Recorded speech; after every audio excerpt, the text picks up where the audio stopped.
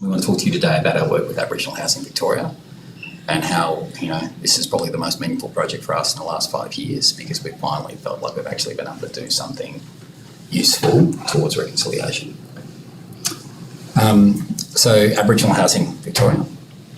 And this is the context. So it's in Reservoir, in a pretty desolate place, to be totally honest, where single family homes have been converted to 4 townhouses or 4 villa units or 3 units. And that's the context. It's barren and it's sad and it's lonely. But why did Aboriginal Housing Victoria buy this? Because it's culturally connected.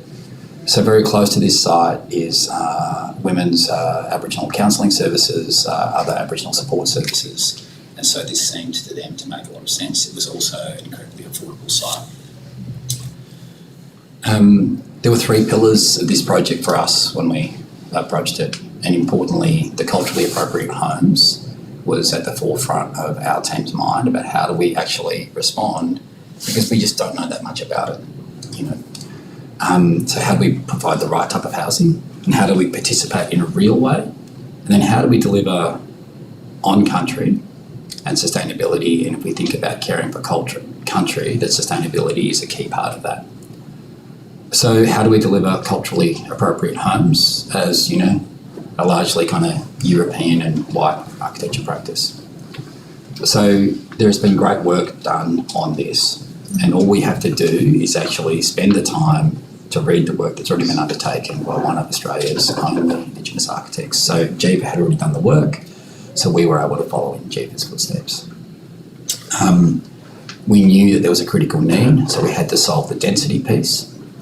And I think that the big thing that we learnt out of that work with Jiva, and obviously Jiva is actually so kind and generous that he takes our calls as well, and our work with Aboriginal Housing Victoria in tenant management, the thing that we learned was that the elders in communities are incredibly important.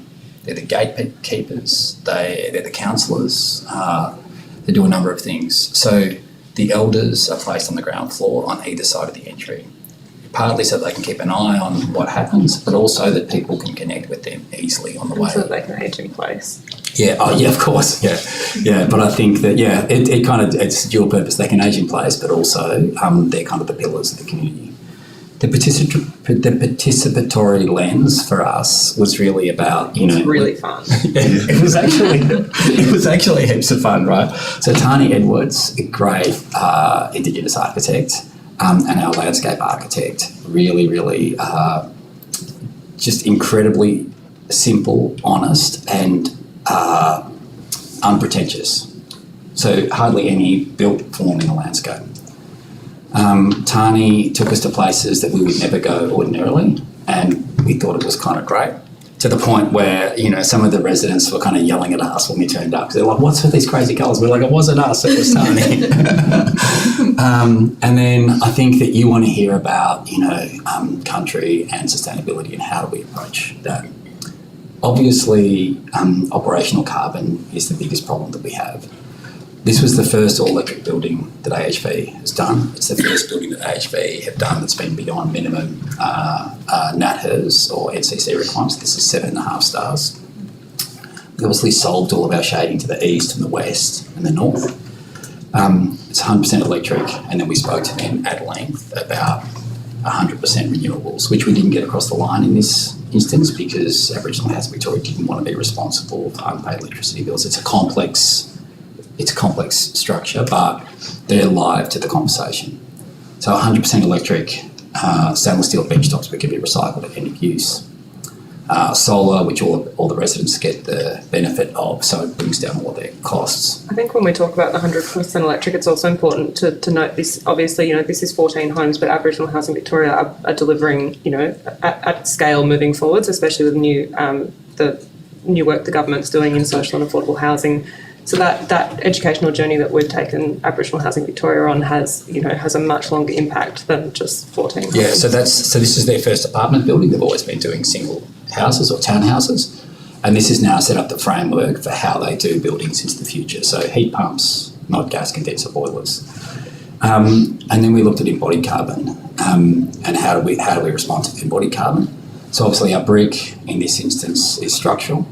it does fireproofing, it does weatherproofing. It also provides ventilation and it provides balustrades.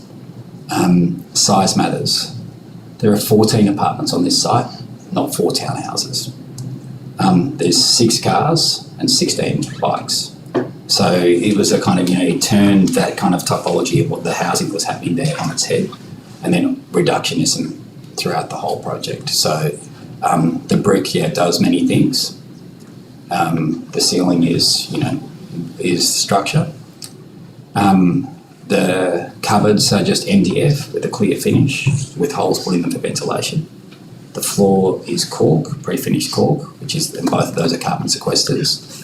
The MDF is E0, it has an end-of-life use, but both of those are carbon sequesters. And importantly, we spend a lot of time on the phones in this, calling around to see what we could do and what we could get donated to this project. So the bricks are quarried from clay on Wurundjeri country, made on Wurundjeri country, and then Brickworks offset the carbon for those and brought them to site for us and donated all the bricks to the entire project. Fisher Paykel donated some things for us as well, and so did Taubmans. So how do we deliver on value? It's 14 apartments, not 4 townhouses, and cost effectiveness is so important to Aboriginal Housing Victoria, and they've always been told the way to deliver on cost is just to build crapper and crapper things. And so they told us initially we cannot build something out of brick.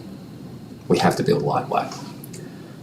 And we want to build something that's going to be there for 100 years. We delivered this for $3,300 a square metre, not $6,000 a square metre at NSA. If we could, we would have got it to $3,000 so we could tell you that it was half the price, but it wasn't. We did contract admin pro bono on the way through. They paid us for the first stages of the work, which was fine. But we wanted to stay in all the way through, and generally they don't bring architects through. They let the project managers handle it. We got donations from Brickworks, from Fisher Paykel, from Taubmans.